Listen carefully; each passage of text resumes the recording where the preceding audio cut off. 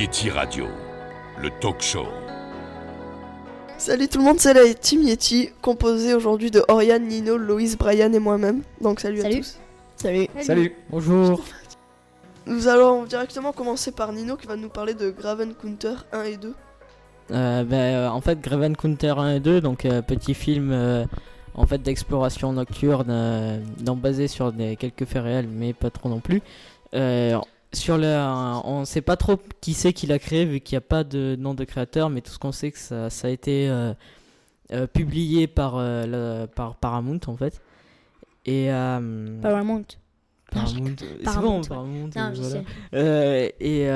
Dans le premier film, en fait, ce sont des chasseurs de fantômes qui vivent au Canada et qui en fait ont parlé d'un hôtel, qui ont entendu parler d'un hôtel qui était abandonné et qui n'avait pas encore étudié pour leur développement sur les fantômes. Du coup, ils comptent y aller 2-3 nuits. Et sauf qu'il y avait excusez-moi pour la moto, sauf qu'il y avait des gens qui leur disaient de ne pas y aller car c'était trop dangereux, qu'il y avait des trucs pas très nets qui se passaient dedans. Mais bon, ils y vont quand même. Donc la première nuit se passe tranquille quoi. Et quant à la deuxième, les portes se ferment et ils ne peuvent plus sortir de l'hôtel. Donc apparemment il y a d'autres sorties, mais il y en a qu'une qui est disponible. Et donc il y a un seul fantôme qui hante l'hôtel, mais ce fantôme crée d'autres monstres, donc à base de chair et de tissu, ainsi que après l'histoire se déroule au début bien et après ça tourne de plus en plus mal comme tous les films d'horreur un peu, et puis voilà, donc c'était le 1 et puis après comme d'habitude la fin par contre un peu répétitive des films de ce style là, c'est que sur 7 personnes voilà, il en reste toujours une personne voilà, et comme par hasard c'était le chef de l'équipe. Et à l'étape finale, il y en a un qui doit sauver l'autre, enfin un qui doit donner sa vie pour l'autre, non? Oui, non même pas, non, ça y est pas, mais bon ça aurait pu être. En gros c'est le personnage principal quoi, celui qui reste à la fin. Ouais voilà, et donc ça un défaut du film, c'est que ça c'est un peu répétitif des autres films. Sinon les effets spéciaux sont assez flagrants, ouais. Enfin on dirait vraiment que c'est vrai, et l'histoire c'est tellement bien monté qu'on dirait vraiment que c'est un reportage quoi. Les caméras sont filmées sont filmées pas très bien cadrées, tout ça. Du coup on dirait vraiment que ce sont des trackers de fantômes qu'on fait à l'urbex, c'est que c'est des images réelles. Mais non, en fait, ça a été tourné dans un studio et tout. Et puis apparemment, l'hôtel existe en vrai, et qu'il y a eu ça a été tiré de phénomènes réels, mais voilà. Est-ce que tu as eu peur quand tu as regardé le film? Ça met vraiment la chair de poule? Alors, au début, en fait, j'ai pas vu le 2, mais j'ai vu le 1. Dans le 1, en fait, on croit que le monstre, il va arriver et tout, donc il y a des bruits stressants. Et non, en fait, il va pas arriver. Et c'est que dans quelques moments qu'il va arriver. Au début, c'est angoissant vu que on pense un peu, on sait ce qui va nous attendre. Et en fait, on voit qu'il n'y a rien qui se passe. Du coup, on redevient détendu. Et c'est qu'à la fin, en fait, qu'il y a c'est que vers la fin, à partir du milieu du film, que ça commence à dégénérer. Et c'est là, après, on remonte en pression. Voilà. Merci Nino, et on va directement enchaîner avec Brian sur sa rubrique cuisine qui va nous parler des pâtes aux chèvres. Déjà, j'espère que tout le monde sait faire des pâtes normales. Après, pour la sauce, c'est juste la sauce que je vais vous donner. C'est de la crème, des lardons, du poivron et du chèvre. Et on fait comme une sauce carbonara. On coupe juste des poivrons en plus. On les rajoute à la sauce. On rajoute du chèvre aussi dedans et on fait cuire tout ça. Donc en fait, t'as le chèvre qui remplace la crème, c'est ça? Non, le chèvre c'est en plus plus la crème. Ah ouais, en plus, d'accord. Ok. Est-ce que tu mets un alcool particulier ou pas dedans? Pourquoi de l'alcool? Je sais pas, pour le goût, les oranges. Je sais pas, pour flamber même, je sais pas. Pourquoi tu veux le faire flamber? C'est une sauce. Non, parce que toi, avant de venir, je crois que t'en Je sais as pas, bu un peu, non? Ça a l'air répétition, on va tenter ça. Je pense que Oriane, qui a des bons talents de cuisine, en cuisine, elle va pouvoir nous le tenter. Ou alors c'est que la pâtisserie. Je tiendrais à dire que sa mère, oui, certes, quand elle fait des gâteaux, c'est vrai que c'est délicieux. Alligato. Mais C'est macarons. beaucoup de mains aussi quand il en faut, des beaucoup de mains. Mais sinon, je sais pas. Enfin, oui, si tu sais faire, je rigolais. bien sûr. En parlant de ça, Ouais. c'est Quand même, tout le monde sait faire des pâtes. On n'est pas des pâtes à l'eau, Non, mais désolée. sans deck. Si, tu fais bouillir de l'eau, tu mets des pâtes et puis voilà, Voilà. t'attends. c'est ça. Moi, je sais faire un prends les- sandwich. Et en principe, Jambon, beurre. tu sors les pâtes avant qu'il n'y ait plus d'eau. On va pas s'attarder là-dessus et merci Brian pour ta rubrique. On va directement continuer avec Oriane qui va nous parler de quelque chose qui fait un peu le buzz en ce moment, c'est les hand spinners. Alors, le hand spinner est inventé par Catherine Eitinger, une américaine. Il a été inventé en 1990, mais elle n'a pas touché rien du tout, même pas $1. À la base, il est fait pour les autistes et les hyperactifs pour canaliser leur concentration, comme sa fille qui est autiste. Et aujourd'hui, en France, en un mois, il y a 30 000 hand spinners qui sont vendus en France. Beaucoup de personnes disent que c'est pour déstresser, mais perso j'ai essayé avec celui de déjà de Brian et de Mathéo, et en fait j'ai pas l'impression que ça déstresse plus que ça m'énerve plus qu'autre chose en fait. Alors, ma mère, elle a vu un reportage et en fait, en Amérique, c'est même interdit parce que ça déconcentre les enfants, ça les canalise pas, mais ça les déconcentre. Donc, il y a deux voies différentes. Est-ce que du coup, c'est pas une sorte de jeu qui permet plutôt de faire du jonglage qu'un truc sur la concentration?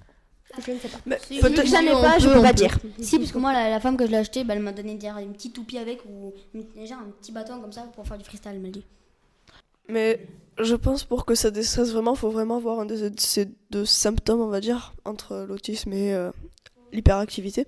Mais il y a un truc qui est dommage, c'est que les personnes qui ont mis un brevet, tout ça, qui ont commercialisé le hand spinner, ils ont gagné plus d'argent pour des choses qui sont peut-être moins utiles, alors que la femme qui l'a créé aurait pu aider déjà son enfant. Parce que j'ai lu des choses sur Internet et cette dame, elle a dû arrêter son brevet en 2005 parce qu'elle n'avait pas assez d'argent pour payer Ses pour le droits. faire. Oui, ses droits. Elle n'avait pas assez d'argent pour payer ses droits. En tout cas, je vois l'évolution des prix là très rapidement. Il y a quelques semaines, ils étaient à 10 €, ils sont passés à 4, puis la dernière fois, j'en ai trouvé à 2 €. À C'est Central là Corps, que- c'est Oui, moi aussi, je me €. trouvais à C'est- 2 sur ouais. Internet. Et c'est là qu'on voit vraiment qu'il y a quand même un phénomène de mode aussi sur le. Donc du coup, je sais pas si ça vous fait penser à d'autres objets comme ça qui suivent la mode et qui passent très vite. Si vous avez. Oui. Pokémon Ouais, Go. ouais, Pokémon Go Ouais. et tout.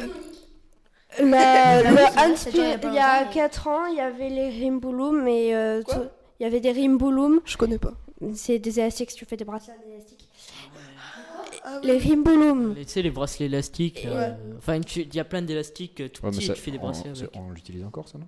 Non, Oui, il y en mais a c'est de bon, moins la en mode, moins. Le hand spinner a vraiment pris le dessus. Il y avait aussi, si je peux me permettre, je pense, les Rubik's Cube qui sont restés. Non, le Rubik's Ah Cube ouais. c'était plus, on va dire pas d'intelligence, d'intelligence, mais c'était surtout les enfants qui, enfin c'est bizarre, c'était pas vraiment un truc à la mode en fait.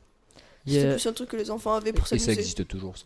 Oui, Enfin, quand moi j'en ai un. on était tout petit, je m'en rappelle, enfin nous tous, la mode a duré beaucoup plus longtemps par contre qu'aujourd'hui. Et genre c'était des bracelets élastiques, et ça avait des formes de trompette ou de chat, je sais pas si vous Ah avez oui, vu. oui. Plein de couleurs. Ouais. Et il y avait aussi Ah oui. les... Ah, les Scooby-Doo. Oui, c'est ce que Les j'allais dire, les Scooby-Doo, Scooby-Doo. ouais. C'est C'était des élastiques. Les pins Non, aussi. t'as dit Spirou, c'est des ça, glaces. ça rappelle de bons souvenirs à tout le monde tout ça. Merci Orion pour ta rubrique sur le hand spinner. On va continuer avec moi-même qui va parler de Horizon Zero Dawn. Donc Horizon Zero Dawn est un action RPG qui est sorti le 1er mars 2017 en France, qui se joue sur PS4. Il a été conçu par Mathis de Jonge, il y a un J que j'arrive pas très bien à dire, développé par Guerrilla Games et édité par Sony Interactive Entertainment. C'est un jeu dans lequel on peut jouer tout seul. Et l'histoire en gros du jeu, c'est que dans Horizon Zero Dawn, le joueur incarne Aloy, une chasseresse et archère qui évolue dans un univers dominé par des créatures mécanisées, en particulier des dinosaures robotiques. Le jeu se déroule dans un futur, dans un futur éloigné de 1000 ans, où la civilisation humaine s'est effondrée et où les créatures robotiques devenues les plus puissantes dans ce monde dominent. Les éléments qui composent ces créatures, comme l'électricité et le métal, sont vitaux pour Aloy. Aloy. Elle peut récupérer ses ressources sur les corps des robots, enfin des dinosaures robots. T'y as joué toi? Non, parce que je n'ai pas la PS4 malheureusement. Et il est sorti que sur PS4, hein, c'est ça que t'as dit? Pour le moment, il est que sur PS4. Ah, c'est ballot. Il me semble bien. Enfin, j'ai trouvé que sur PS4. Sur jeuxvideo.com. Il a des bonnes critiques sur les sites dédiés? Ouais, franchement, ouais. Ouais. Et il y a des systèmes de notes, et sur pas mal de trucs, ça tourne entre 16 et 20. Ouais, je trouve que ce qui est bien, c'est que le personnage principal, c'est une fille. Enfin, c'est rare dans le jeu que ce soit des filles. Non, mais je peux Non, il y en a plein. Il y a Tomb Raider, Oui, par parce que exemple. j'allais dire justement qu'à part Tomb Raider, moi je connais pas trop d'autres films, d'autres D'autres jeux. jeux avec des filles quand même. C'est vrai. Tomb Ah, et- Raider et je vais le noter. enfin, Horizon apparemment le jeu n'est pas encore très détaillé, mais apparemment dans le mode histoire de GTA 6, l'un des 4 personnages principaux sera une fille. Ah bah il était temps. Hein. Ah oui, il était temps. Ouais. Il était Parce que depuis les 6 là. Surtout que Pourquoi les filles, tu veux. elles conduisent aussi bien que les gars au volant. Hein. Oh là là, ce sexisme qu'il y a autour de cette table. Dans ce jeu, Aurélien qui c'est se vrai que sent tout le monde directement conduit bien, quoi. dispersé. Pire, c'est qu'il y en a une avec nous. 2. 2. Justine. Bon, je vais faire une Et minute de bientôt silence. 3. Une minute de silence, on va faire des films. Bientôt 3. Allez, vive les filles. Voilà. Alors, Donc on Vive va les enchaîner sur un petit jeu que voulait faire Loïs, qui nous a pas encore expliqué ni rien. Donc Loïs, je te laisse la parole. Alors, un petit jeu, bon, c'est très facile. À mon avis, vous avez déjà joué à ça à la maison. C'est plutôt juste comme ça je pense que c'est comme ça. Alors, en gros, je vais vous dire un pays, vous devez me dire les capitales. Voilà, c'est tout simple. Ok, ça marche, on a compris, on y va, c'est parti. Ok. Alors, je vais vous dire la capitale de Cuba. Putain, tu commences fort. Hein. Bah Cuba, Non. Kyo. La Havane, Ah, mais c'est dans Assassin's Creed. Ouais. C'est une Black Flag. Je l'ai. la capitale de l'Australie. Sydney. C'est Non, pas Sydney. Mon père il me l'a dit. Oh, Ah oui. ça commence par un O. Oui, bah, quand j'étais chez toi, il nous l'avait dit, c'était... C'est ça. Je me rappelle plus. Ah, t'étais chez moi. Wembley. Tu fais très bien la Vous chef. commencez super dur, Sandrine. J'avoue. Canberra. Canberra. Ah, Comment mais dire. moi, je me Allez dis- Nino, c'était à toi. Mais non, c'était à toi. Encore, Tu ouais. reposes une question, mais oui. Camembert. Mais c'est bon. Mais j'en connais pas, moi, de La... dur. Elle est un très difficile. La capitale du Luxembourg. Luxembourg. Putain, mais C'est Ethan qui a C'est trop en premier. Ok, la capitale de l'Amérique. Enfin, des États-Unis. Washington. Ouais, Nino, parce que je l'ai déjà fait. La capitale Oh, il y en a là en stress. de la Chine. Pékin. Beijing.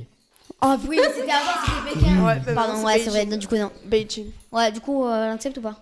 Ouais, ok. Alors, Surtout que Nino a dit la réponse La- après. Donc. capitale du Congo. Non, je pense pas vrai. Non. Mais là, mon gars. Brazzaville. Non, mais de toute façon, c'était pas ça. La capitale du Japon. Tokyo. C'est facile. Ouais, j'ai pas tilté du tout. Vas-y, Nino. La capitale de la Corée du Sud. Corée du Nord. Non, tu dis, puis c'est tout. Tu dis, moi, c'est ça. La Corée du Nord. Voilà. Mais non. C'était Séoul. Séoul. Séoul. C'est où? Ah Oui. oui, mon gars, c'est vrai. Ah, du coup, attends. Et pas Pyongyang. Hein. Ça, c'est la Corée du Nord. Ça, c'est Ouais. Corée du Nord. Ouais. Capitale de l'Irlande. Helsinki. Ah non, c'est l'Islande, ça. Oh putain. C'est la Finlande, Je Helsinki. crois que t'es un peu allé Ah, trop. et là. non. Ah si. Ah si. Donc je répète, capitale de la Reykjavik. République d'Irlande. Reykjavik.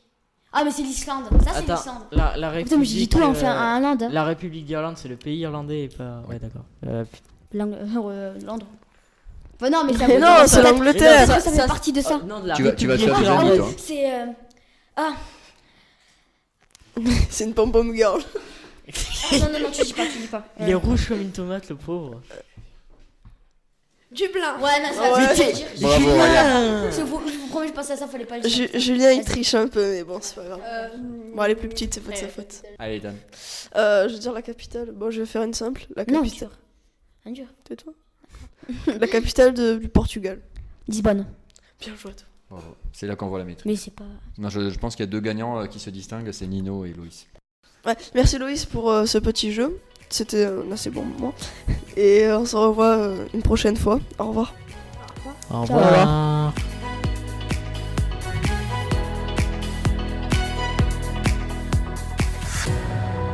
Yeti Radio, le talk show.